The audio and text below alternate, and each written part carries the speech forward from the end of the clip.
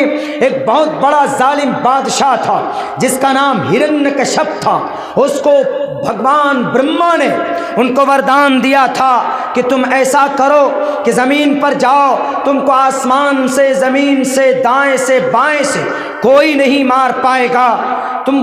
तुम super power हो, तुमको ताकत दी जाती। तो हिरण्यकश्यप आया और सबको कहा कि लोगों मेरी पूजा करो, मेरी भक्ति करो। जैसे आज ज़मीन पर बहुत सारे लंबे लंबी बड़ी बड़ी टोपियाँ, बड़े बड़े टखने से नीचे शलवार और जनाब बड़े बड़े बाल रख लेते और कहते हैं कि छोड़ो कुरान को, छोड़ो अहादीस को, हमारे कदमों के नीचे सर झुकाओ, you will be enter the paradise. क्यों, तुम्हारे अब्बा का है पैराडाइज जो तुम चाबी लेकर भेज दोगे कि जाओ जन्नत में। जब तक कुरान को नहीं मानोगे, जब तक शरीयत को फॉलो नहीं करोगे, you can't be a completely Muslim, you are helpless. आप सच्चे मुसलमान नहीं बन सकते, आप मुसलमान नहीं बन सकते, मोमिन नहीं बन सकते जब आप नमाज नहीं पढ़ेंगे, जब आप शरीयत को नहीं मानेंगे, जब आपका एतकाद कुरान पर नहीं होगा।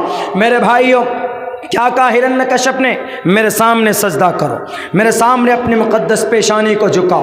तो सारे लोग जो गांव के आसपास के लोग थे, हिरण्यकश्यप को कहा कि you are my God, you are my lord, आप हमारे खुदा, आप हमारे परमात्मा। उनकी भक्ति करने लग गए, उनकी पूजा करने लग गए। तो उनके घर के अंदर उनका एक बेटा था, छोटा सा मासूम सा बच्चा, उनका नाम प्रहलाद था। लेकिन हमेशा वो क्या बोलता था? ओम ओम हरि ओम, ओम ओम हरि ओम, हमेशा यही बोलता था। ओम हरि ओम वासुदेवाय विश्वेश्वरा आदि पुरुष अपरंपार अल्लेख पुरुषा नमः। ओम नमो भगवते वासुदेवाय विश्वेश्वरा, इसका पूरा अर्थ होता है, ए अल्लाह हम आपके सामने झुकते हैं, हम आप ही की इबादत करते हैं। दुनिया के अंदर किसी मनुष्य की, चाहे वो कितनों ताकतवर बन जाए, हम उसके सामने अपने पेशानी को नहीं झुकाते। उसका बेटा ये पैगाम दे रहा, अपने बाप को कह रहा कि अब्बा हम आपके सामने नहीं झुकेंगे, बल्कि आपको जिसने पैदा किया, मुझे जिसने पैदा किया, मैं इस जगत गुरु, मैं इस जगत का मालिक, उस विष्णु का भक्त हूँ। मैं यही पढ़ूंगा, ओम नमो भगवते वासुदेवाय विश्वेश्वरा। हम ये पैगाम देंगे लोगों को, हम उन्हीं की इबादत करेंगे, आपको जो करना हो करो।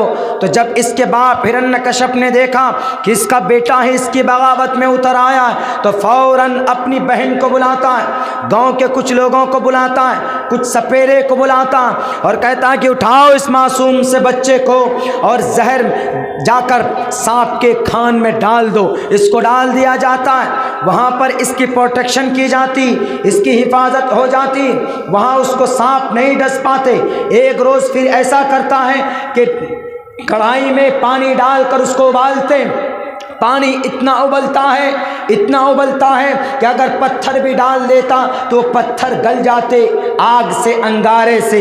इतनी खतरनाक पानी को गर्म किया जाता है। इस मासूम से बच्चे को बुलाया जाता है और कहता है कि प्रहलाद, अब भी तुम्हारे पास टाइम है, तुम मुझे खुदा मान लो, मुझे पिताश्री के साथ साथ मुझे परमात्मा मान लो, मैं तुम्हें माफ़ कर दूंगा। वो बच्चा कहता है कि पिताश्री आपको क्या करना है?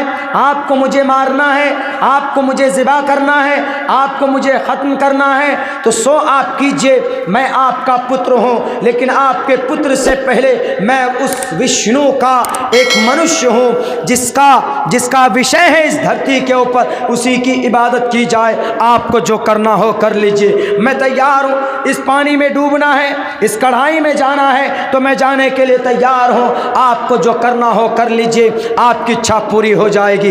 हाथ जोड़कर सामने खड़े हो जाते हैं, उसको उठाकर उस कढ़ाई के अंदर डाल दिया जाता है। देखते ही देखते उस कढ़ाई के ऊपर फूल की बारिश होने लगती। ये कहानी मैं बताऊंगा, असल में कहानी क्या। फूल की बारिश होती है, वो पानी बर्फ़ के मानी ठंडा हो जाता है। उसके बाप ने देखा कि इसको हम नहीं मार सकते। उसके बाद उसको ख़त्म करने की पूरी कोशिश की जाती, पूरी प्लानिंग तैयार की जाती। बिल आखिर ये फैसला होता है कि इस बच्चे को प्रहलाद को आग में डाल दिया जाए। आग से निकलना तो नामुमकिन, आग से तो वो विष्णु भी नहीं बचा पाएगा, इसलिए कि अग्नि देवता ने उसकी बहन को, हिरण्यकश्यप की बहन को वरदान दिया और कहा कि बहना तुम मेरे इस बेटे को ख़त्म कर दो, इसलिए कि तुमको ईश्वर ने वरदान दिया, तुम इसके हाथ को पकड़कर आग में ले जाकर कूद जाना, ये जलकर भस्म हो जाएगा, तुम बच जाओगी। मेरे भाइयों, हक हमेशा जिंदा होता है। जालिम ताकत जितनी आजमाने कोशिश कर लें, हक को कहीं नहीं मिटा सकते। जाअल हक़ व ज़हक़ल बातिल इन्नल बातिल कान ज़हूक़ा।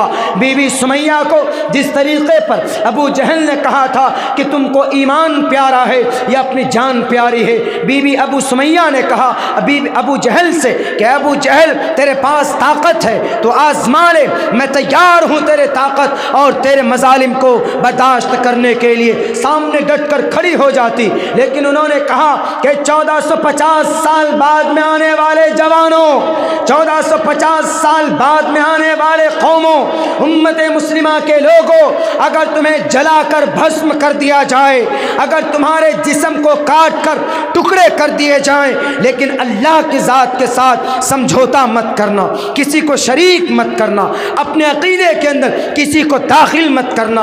आज मुसलमानों का ऐसा अकीदा बन चुका, अगर किसी की वजह से कोई बड़ा काम हो जाता है तो उसी के कदमों में जाकर गिर जाते हैं। अगर कोई अल्लाह वाला उनके सामने आ जाता है, अल्लाह का वली उनके सामने आता है, उन्हीं को अपना सब कुछ समझने लगते हैं। ए उम्मत मुस्लिमा के लोगों, आपका अकीदा कुरान से जुड़ना चाहिए, आपका विश्वास अल्लाह पर होना